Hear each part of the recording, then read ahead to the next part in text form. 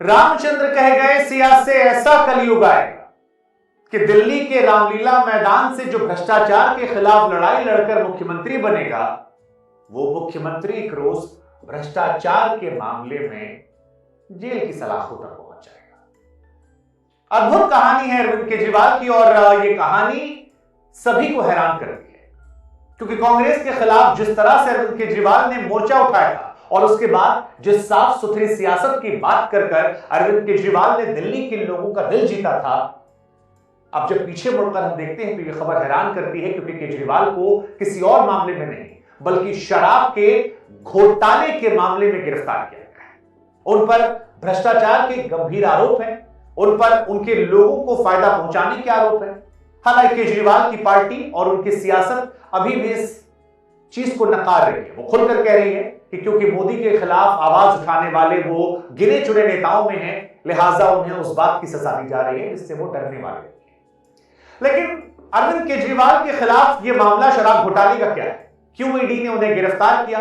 क्या आगे आने वाले वक्त में जेल से ही सरकार चलेगी? ईडी के पास इतनी ताकत कैसे होती है कि वो एक के बाद एक नेताओं को गिरफ्तार कर लेती है? आम आदमी पार्टी के वो कौन कौन से नेता हैं जो फिलहाल जेल की सलाखों के अंदर हैं?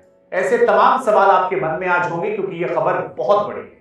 एक मौजूदा मुख्यमंत्री का गिरफ्तार हो जाना भारत के इतिहास की तारीख में हमेशा याद रखा जाएगा। अरविंद केजरीवाल को 9 बार ईडी ने समन भेजा, लेकिन उसके बाद जब 10वां समन आया तब गुरुवार शाम ईडी खुद अरविंद केजरीवाल के निवास पर पहुंचे। अरविंद केजरीवाल से घंटों पूछताछ की गई, उनसे अलग अलग सवाल पूछे गए और उसके बाद वो पीएमएलए की धारा 50, जिसको लेकर कहा जाता है कि नेताओं को बड़ा डर लगता है, खासतौर पर विपक्ष के नेताओं को इस धारा से डर लगता है, क्योंकि विपक्ष के एक के बाद एक नेता अक्सर इसी पीएमएलए के चलते जेल जाते हैं। उसी के तहत अरविंद केजरीवाल का बयान दर्ज हुआ और फिर गिरफ्तारी की खबर आ गई। हम आपको बता दें कि इससे पहले अरविंद केजरीवाल ने हालांकि कोशिश की थी। गुरुवार को दोपहर 2:30 बजे हाईकोर्ट वो गए थे और दिल्ली के सीएम की गिरफ्तारी पर रोक लगाने की याचिका डाली गई थी, लेकिन उस याचिका को खारिज कर दिया गया था। अरविंद केजरीवाल ने तब कोर्ट से यह भरोसा मांगा था कि अगर वो ईडी के पास पूछताछ के लिए जाते हैं तो उन्हें यह सुनिश्चित किया जाए कि उनकी गिरफ्तारी नहीं की जाएगी। कोर्ट ने साफ किया कि केजरीवाल को ईडी के सामने पेश होना होगा उनकी गिरफ्तारी पर, लेकिन कोई रोक नहीं है, ऐसी कोई बात सामने नहीं है। अब बड़ी बात यह कि शराब घोटाला क्या है और इसमें किसी किसी गिरफ्तारी हुई, तो 3 बड़े नाम जो हम आपको बताने वाले हैं शराब घोटाले को लेकर। सबसे पहले नाम, एक जमाने में डिप्टी सीएम रहे वो मनीष सिसोदिया, जिनके अखबार वॉशिंगटन पोस्ट में उनके बारे में आर्टिकल छपते थे। मनीष सिसोदिया जिन्हें 26 फरवरी साल 2022 को जेल में डाला गया। दिल्ली में जब नई शराब नीति लागू हुई थी तब उस दौर में आबकारी विभाग मनीष सिसोदिया के पास ही था। आरोप उन पर था कि आबकारी मंत्री होने के नाते सिसोदिया ने उस दौर में मनमाने और एक तरफा फैसले लिए थे, जिससे सरकारी खजाने को तो नुकसान पहुंचा था, लेकिन उनके करीबी शराब कारोबारी जो थे उन्हें जबरदस्त फायदा था। जब वो गिरफ्तार किए गए थे सिसोदिया, तब वो डिप्टी सीएम हुआ करते थे। उस दौर में वो खबर भी अपने आप में बड़ी थी, क्योंकि केजरीवाल की पार्टी के सबसे बड़े चेहरों में से एक मनीष सिसोदिया थे। इसके बाद दूसरा नाम जो आता है वो आता है राज्यसभा सांसद संजय सिंह। ईडी की चार्जशीट के मुताबिक आरोपी दिनेश अरोड़ा ने संजय सिंह से मुलाकात की थी। संजय सिंह के कहने पर अरोड़ा ने दिल्ली चुनाव के लिए फंड जुटाया और 32 करोड़ रुपए का चेक जो था वो सिसोदिया को सौंपा। इसके बदले संजय सिंह ने अरोड़ा का एक मामला सुलझाया जो एक्साइज डिपार्टमेंट के पास पेंडिंग था। संजय सिंह पिछले साल 4 अक्टूबर से जेल में बंद है। वो भी आम आदमी पार्टी के बड़े नेताओं में रहे हैं और अक्सर अपने बयानों को लेकर चर्चा में रहते थे। इसके अलावा के कविता, ईडी का यह दावा है कि आम आदमी पार्टी के नेताओं के विजय नायर और दूसरे लोगों ने साउथ ग्रुप ने जो 100 करोड़ की रिश्वत दी थी उसमें इनका भी नाम था। कविता इसी साउथ ग्रुप का हिस्सा थी। इस ग्रुप में दक्षिण के तमाम राजनेता, नौकरशाह, कारोबारी मौजूद थे। ईडी की माने तो के कविता ने 19 और 20 मार्च 2021 को आरोपी विजय नायर से मुलाकात की। कविता को ईडी ने इसी साल 15 मार्च को हैदराबाद से गिरफ्तार किया था और ये भी बड़े नेताओं में आती है। साउथ की एक बड़ी पार्टी है जिनसे इनके ताल्लुकात भी है।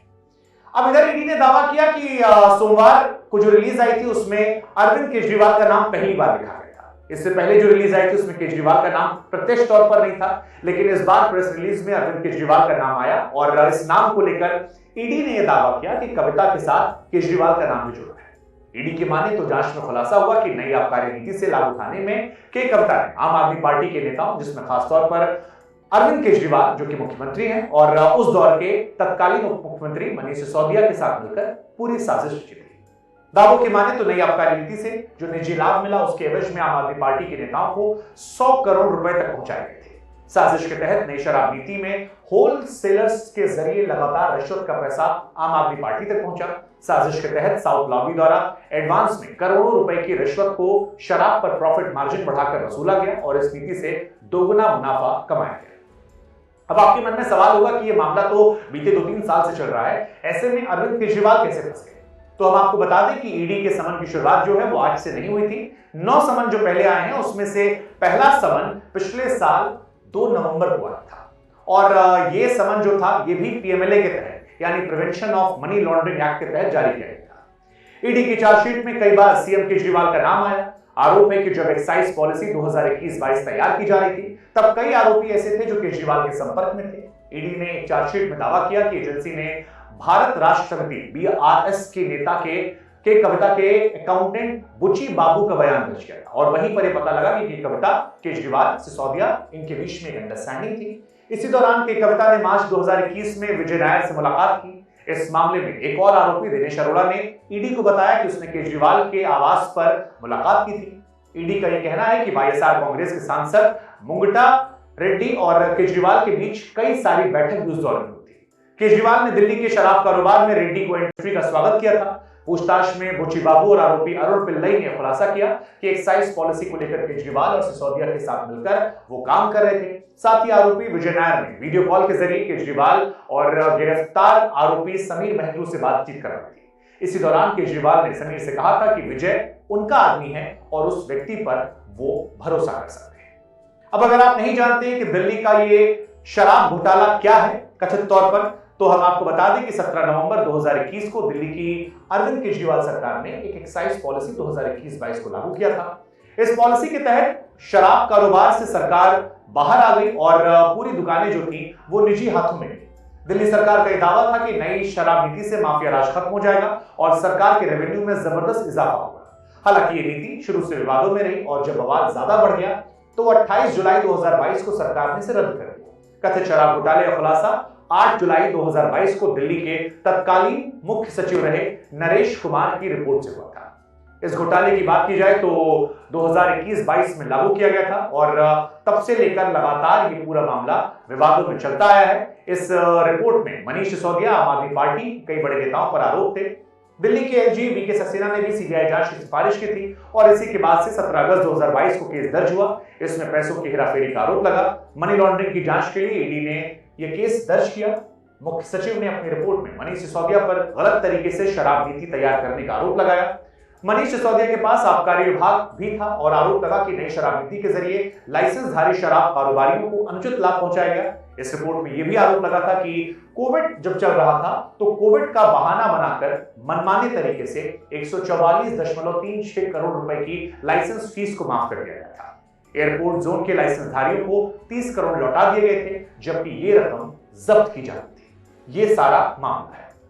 अब 2 सवाल हमारे हैं। पहला सवाल कि क्या भ्रष्टाचार के खिलाफ लड़ने वाले अरविंद केजरीवाल सत्ता की कुर्सी पाकर खुद भ्रष्टाचार में लिप्त हो गए, या फिर जो आरोप आम आदमी पार्टी लगा रही है कि सरकार ईडी का और विपक्ष के खिलाफ दुर्भावना से सत्ता का दुरुपयोग कर रही है और विपक्ष के नेताओं को एक एक करके जेल में भिजा रही है या अपनी पार्टी में शामिल कर रही है। इन दोनों बातों में से वो कौन सी बात है जिसकी तरफ आप इत्तेफाक रखते हैं? अरविंद केजरीवाल का जेल जाना एक बड़ी घटना है क्योंकि अरविंद केजरीवाल एक सामान्य राजनेता नहीं है। अरविंद केजरीवाल वो राजनेता है जिन्होंने एक उम्मीद की सियासत की शुरुआत की थी, जिनके साथ पूरा देश एक मुश्त खड़ा हुआ था और ये पहली शायद पार्टी है जिसने 10 साल में ही अपने आप को देश की बड़ी पार्टी में शुमार किया और नेशनल पार्टी बन गए। अगर अरविंद केजरीवाल दोषी पाए जाते हैं तो यह भरोसा देश की आवाम का होगा, उनके नुकसान का होगा और शायद ही सियासतदानों पर दोबारा होगा। लेकिन सियासत को लेकर एक शेर बड़ा मशहूर है, उसी से हम ये बात खत्म करते हैं। इसे चाहे तो आप अरविंद केजरीवाल के आरोपों पर लगा दें या फिर अरविंद केजरीवाल पर भी इसे मान लें कि सियासत इस कदर आवाम पर एहसान करती है, पहले आंखें छीनती है, फिर इन्हीं को चश्मा दान कर देती है। जय हिंद, जय भारत।